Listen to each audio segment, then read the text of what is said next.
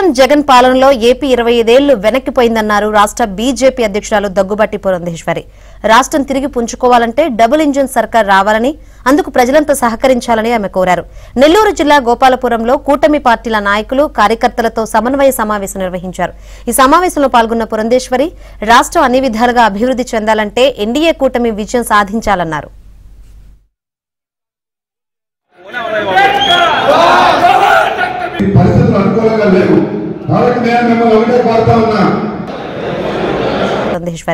రాష్ట్రం తిరిగి పుంజుకోవాలంటే double engine సర్కార్ రావాలని, అందుకు ప్రజలంతా సహకరించాలని ఆమె కోరారు.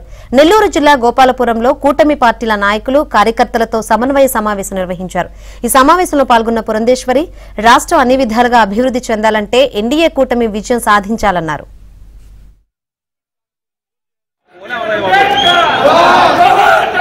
పరిస్థితులు అనుకూలంగా లేవు. కాబట్టి నేను మిమ్మల్ని ఒకటే కోరుతా ఉన్నా,